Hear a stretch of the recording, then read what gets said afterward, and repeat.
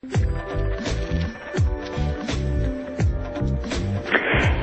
of Success is a series that promotes money matters to smart women. Each month, Zenelia Harris will share money lessons that debunk the typical messaging you hear around women and money.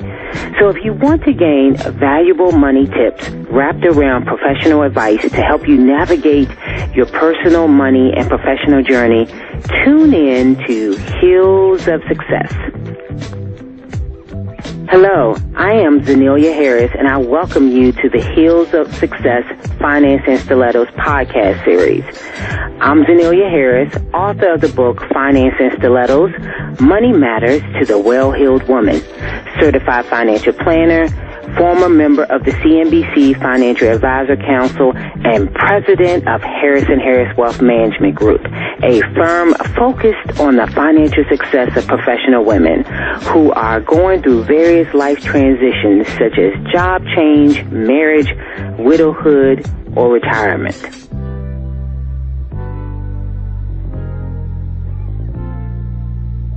I would like to welcome my guest today, Councilwoman Monique Anderson-Walker.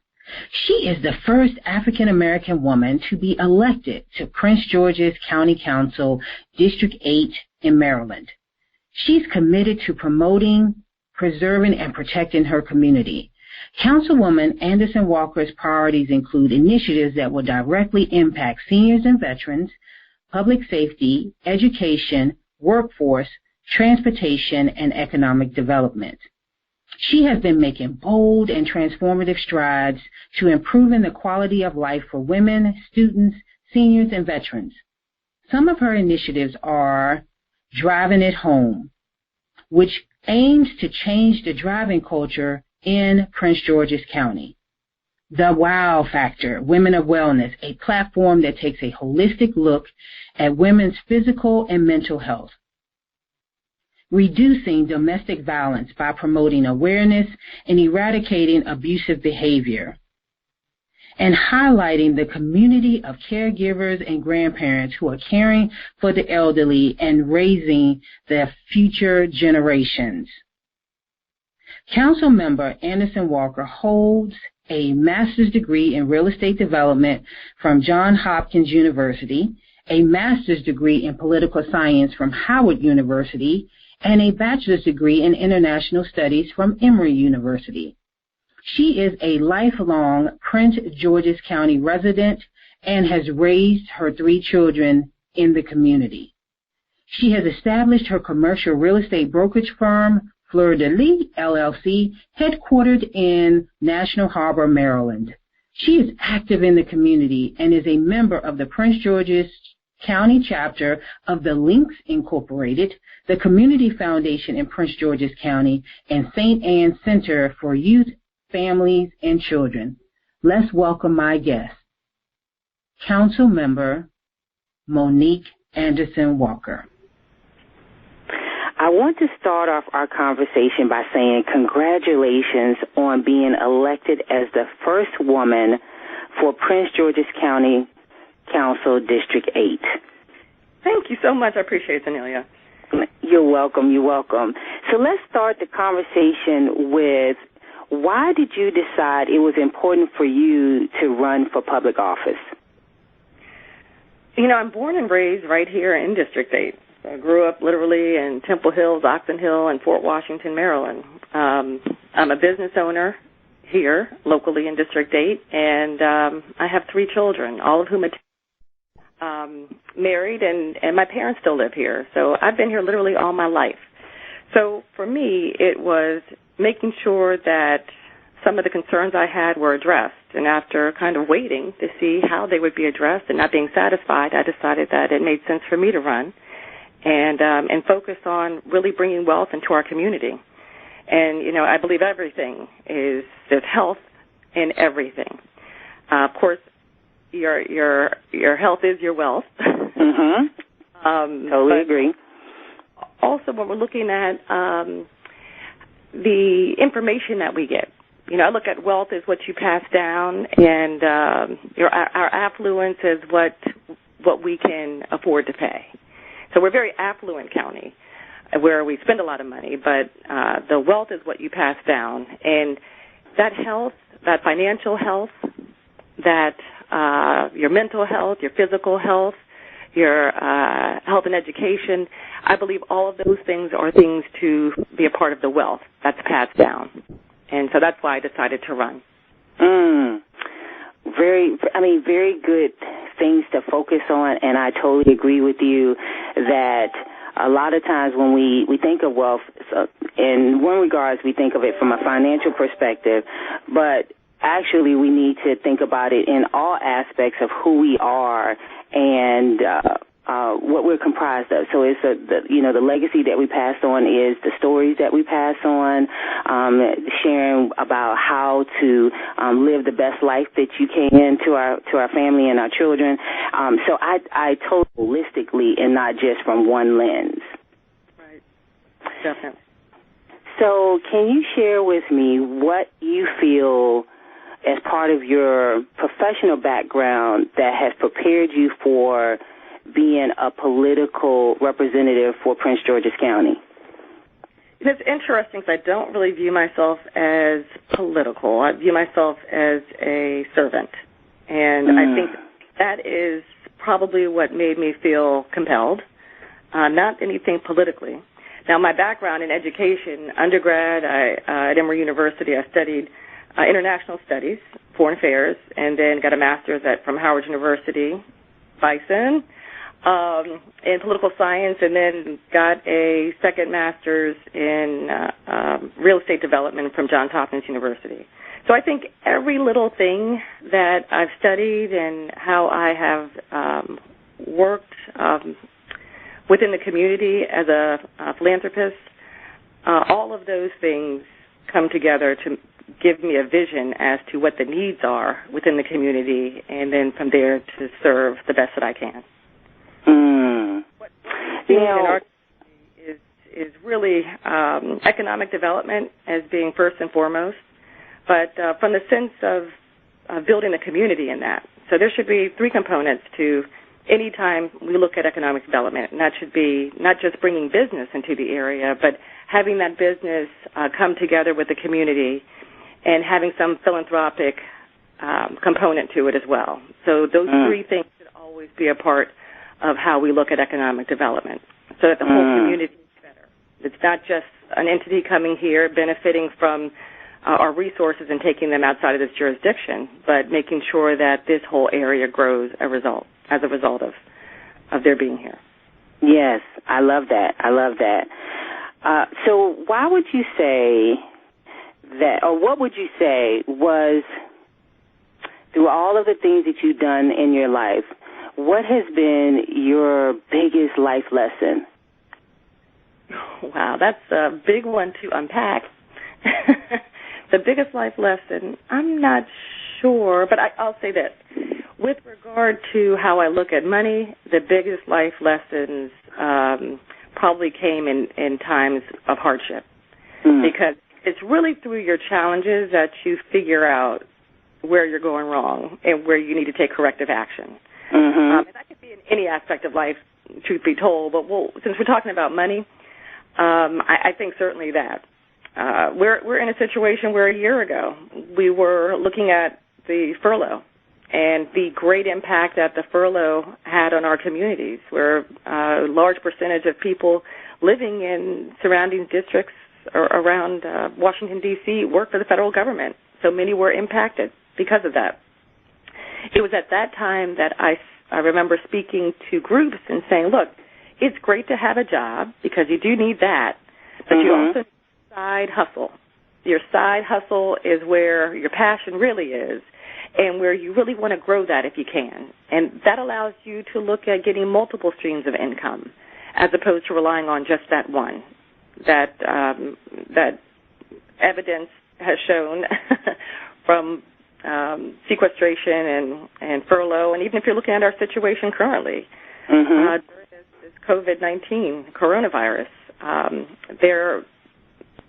we are greatly impacted financially. So looking at getting several streams of income coming in to your household is important. I think that's a huge life lesson that I've learned through hardships.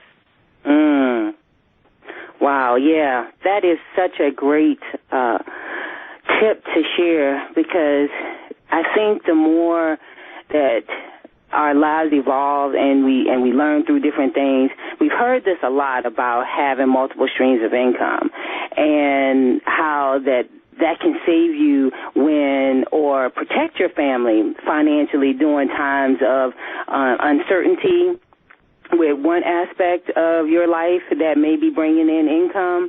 And I totally agree. When we went through the furlough last year, that was definitely an eye-opener, I think, for a lot of people, because I know when I first came up here, I worked in the federal government, and so what I was told was, that's a great job to have, and that's a job that you can basically hang your hat on, knowing that you're going to get paid and that it's a solid job to have, because it gives you the comfort level of knowing that your family will be taken care of to a certain extent because you have this income coming in.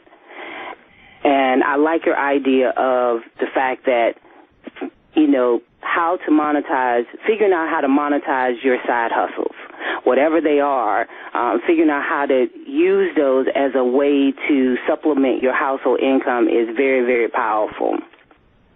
So what do you feel these life lessons, how did they change your relationship with money? I am much more focused on paying myself first.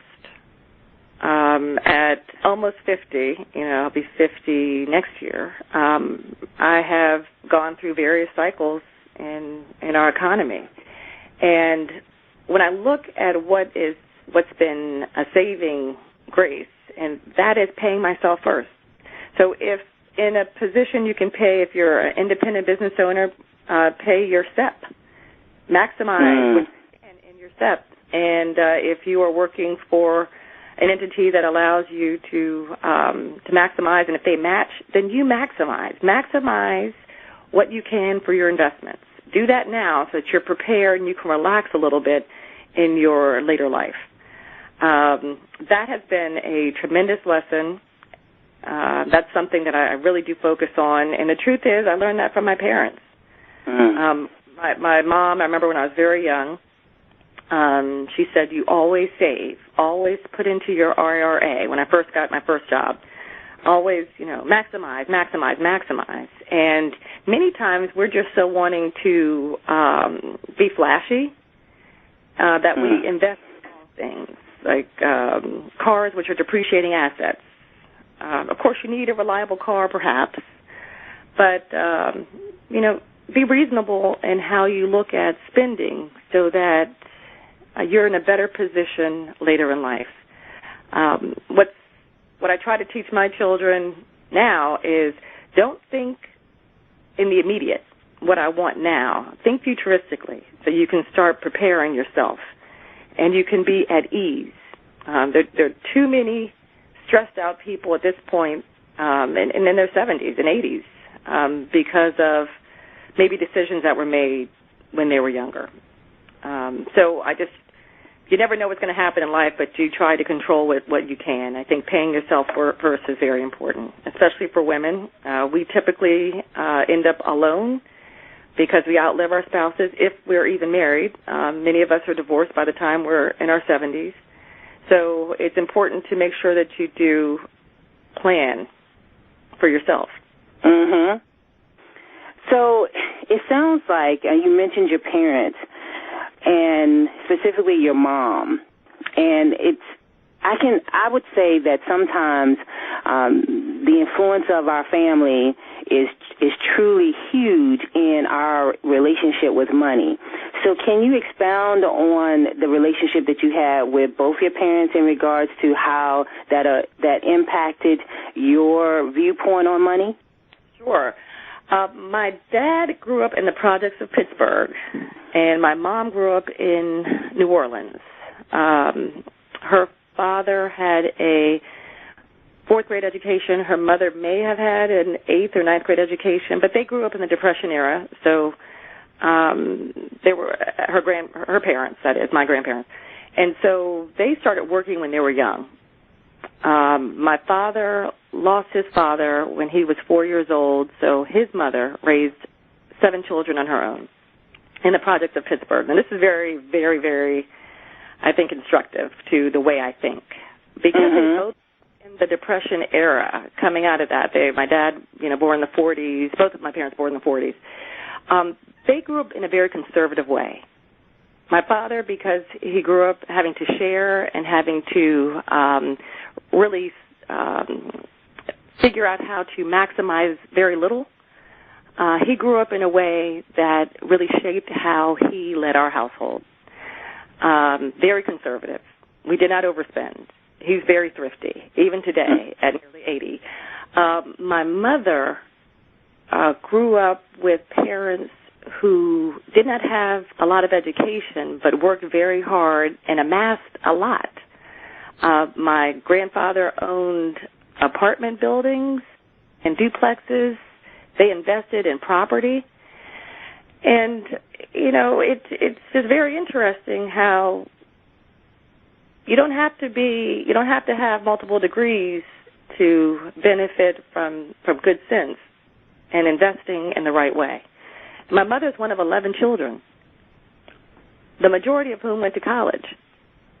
So when I look at the value systems, my parents met at Howard University, got married, and their value system was very focused on making sure, one, that God was first in everything that we did, and then after that, being very frugal. They made sure they invested in education for the 3 of us. I'm one of 3, the middle child. And I viewed how they spent money. They were not flashy. They invested in us. They invested in education because there was a recognition that was going to have a greater outcome than anything else. Both of them are very philanthropic, so very involved in their church and the community, in uplifting. So that's what I saw. That's what I grew up valuing because that's what they valued and that's what they impressed upon us. Wow. That's such a that's a major legacy. A major legacy because I guess seeing that and then how that has impacted you, because is that why you decided to go into real estate for yourself and become an entrepreneur? Let me tell you, undergrad I was pre-med. My father's an ophthalmologist. And, I was pre-med, thought I was going to be a doctor. That didn't work out. And as I say, sometimes it's your failures that are the times that you grow the most. So it was in that period of time where I had to just reevaluate. What am I really good at? Where are my strengths? And how can I use my strengths? And I ended up graduating with international studies degree, but had taken business classes, had taken language classes, and I say language, foreign language classes. So I felt that I had a kind of a diverse experience. And for me, I spent a summer in France, and I decided at that point that I was very interested in architecture. I was very interested in how people choose to live, what communities are thriving and what communities don't work. But I'm going to be totally honest with you. When I graduated from college, I went into media, and I worked in television, radio for about 6 years or so, which is very interesting. I worked in those areas, and when my husband and I got married, I realized I wasn't going to spend 18-hour days working in media. So I decided to make a change, and it was really for flexibility that I went into real estate. I got my real estate license. I worked in residential for several years, and 20 years later in commercial exclusively for the last 12 years. So it was something that just happened. I don't know if it's because of investments that my grandfather made, but I think a lot of it was based on economic development and the recognition that to empower people, they have to have limitless income. When you're looking at, most jobs have a ceiling. You know, you get a salary. And I say most. Of course, there's some that have, bonuses and the sky's the limit. But in real estate, really, you can do as much or as little as you want to do.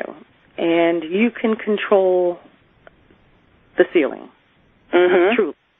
And I think that was a big part of what I wanted to do, is just control my ceiling. That's why I decided to go into real estate. Okay. And so understanding that, and along with your background, your family background, what do you think are key takeaways that women can take from your journey professionally, from the legacy that your parents have left for you, and the things that you are now passing on to your children? I would say there are three things that all of us can really focus on, and that's one, stay faithful. Stay faithful. Trust the process and work your plan. So sometimes you don't know why doors seem to close or something doesn't work out. Trust the process. If you're faithful, trust the process, because it's going to take you somewhere positive. Keep a plan in place. Now, your plan may change. Right. But have a plan. Don't just live day to day not knowing where you're going. You've got to have a focus. Every year I work on a vision board, and I do that not just to be crafty, but because it's good to have a vision of where you're trying to go, so that every day you look at it and you're reminded of where you're trying to go. If you don't, sometimes your mind will take you to the past. Sometimes it will take you to some negativity. And whether you realize it or not, that's the direction that you take yourself when that's what your focus is, or if you have no focus, for that matter. So have a vision. That is your plan, your vision. Have your vision. And it could be a broad one. But be faithful. And trust the process as you move towards working your plan. Yeah, those are great tips.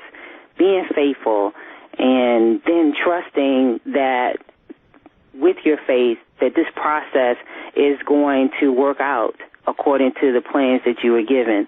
Now, do you take time to, when you developing your vision, because I just want to, I'm curious as to when you come up with your vision board, do you take time out just for yourself to just be quiet to come up with your vision? Like so someone who's like, I don't know what my vision is in life, I'm kind of wandering, what were some of the things that you did or that you continue to do to hone in on what your vision is? Well, I think prayer, because you've got to have your quiet time, your meditation, your time with God. At least I'm going to tell you how I do it. Because you don't get your messages if you're not still. And sometimes your moments of stillness are maybe right after a failure, where you have no choice because you have to sit still and just try to figure it out. Right. But for however people get themselves motivated, get a thought process together. And it might not be one day. It might take a while for you just to sit down and really think about, what is it? God, what do you want from me? Where am I supposed to be? What am I supposed to be doing? And your vision will come. Your vision. Yeah, I tend to. Well, I've learned over many years, because I kind of felt in my 20s that I was wandering a little bit, and then I learned the importance of being still and having the quiet time, and even understanding what meditation is. So I totally identify with what you're saying about being prayerful, being meditative, and just taking time to be still and quiet so you can hear. I use the phrase that the time that God talks the loudest is when you're the most quiet. Mm-hmm. And that's when I hear different things, and it doesn't all come at once, but just different pieces of it comes, and then over time it becomes this beautiful puzzle that you're like, oh, I didn't see that coming. Yeah, I look at a lot of people who have succeeded, and many of them were not born with silver spoons in their mouths. And I think that's instructive, because we have to realize that we might go through a whole lot of stuff, but that doesn't mean we're not destined for greatness. And in fact, sometimes that means you really are destined for greatness. I'm just getting you prepared. You got to go through this so that you can really handle what I have for you, and you can still be empathetic once you achieve what I have for you. So, just keeping that. I look at Oprah Winfrey, and I use her as an example when I speak to people. I said, this was somebody who has admitted to being codependent in relationships in the past, who had a child at a very young age, as a young teenager, had drug addiction, had great insecurities. But she will also say that she had tremendous faith, and even through that she knew she was destined for more. And I think it's so important to hear stories like that, because nobody defines Oprah Winfrey by anything in her past. Right. The truth is, we define her as, we hold her in very high esteem, and she's not defined by any of that adversity. And I think this is important for people to understand, too, that, don't get hung up in your yesterday. Focus on your vision for you and your future. And this is why the vision board, to me, is so important. Or just having a vision, even if it's in your head and it's not on paper. Don't get wrapped up in the past, because you'll continue to go in that direction. Move forward. Yes. I tell people that one of the things that I totally agree with, having a vision, and I also am a big believer in having it written down. So I like the fact that you do a vision board, because I think when you see it every day, it's a positive reminder of where you're going. So one of the things that I saw growing up from my grandmother, it wasn't, well, maybe she was painting, doing kind of painting out her vision, but she used to always post scriptures everywhere. So you go in the bathroom, you see them on the mirrors. You go in a room, you see them all over the place. And at the time, I didn't appreciate that. I didn't appreciate the fact that what she was doing was confirming for herself God's promises to her. And so I just think it's great that every year you take that time to just focus on what it is that God has planted in you to do, and then that you make it plain. I kind of like that you make it plain by putting it on a vision board, so then you can see it every day, and it's a reminder to you to keep moving forward.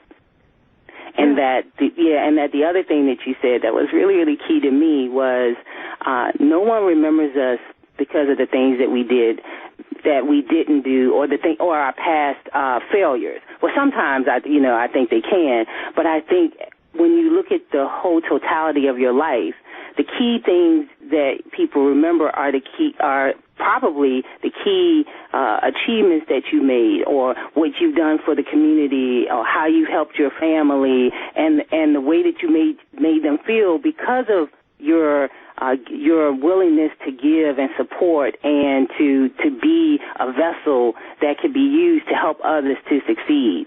That's what I see when I look at you. That's why I wanted to have you on, because I admire you so much and I follow you. But I want to just kind of end with you sharing what has been the most outside of the Bible, what has been the most powerful book for you as a professional woman or mother, or as a I know you don't look at yourself as a community servant. I don't know if there's a book that has done it, but I will say my parents have been tremendously influential in my life and continue to be. I often say your life is a sermon. You don't have to say a word, and people are going to get your message. And the two of them have been just so phenomenal.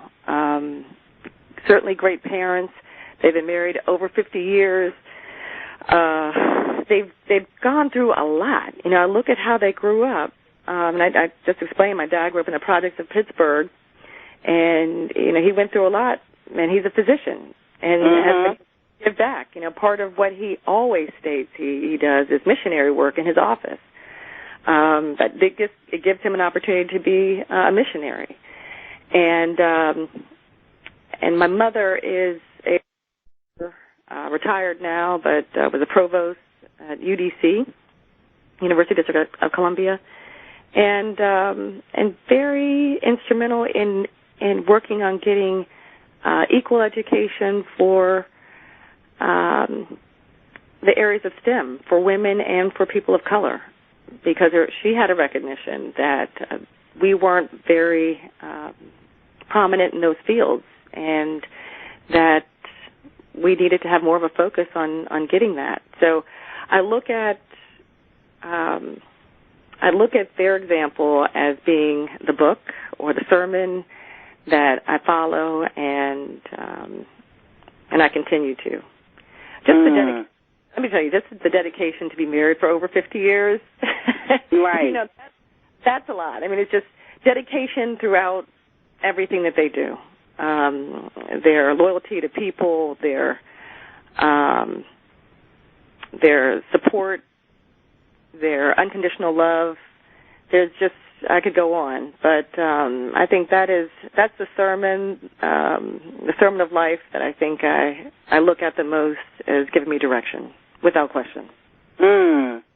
Well, thank you so much for joining me today and for sharing such great wisdom, insight, and opening up a little bit about who you are and what makes you the woman that you are. So thank you.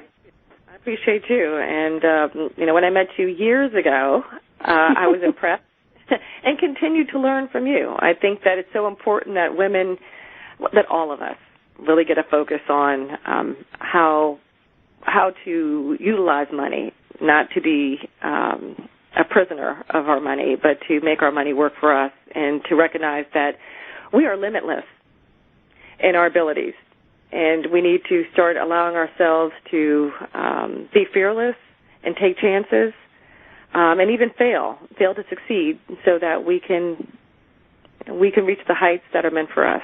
But remember those things: to trust the process, stay faithful, and work your plan. Thank you so much. Those are powerful insights to leave my audience with. So thank you. Thank you so much.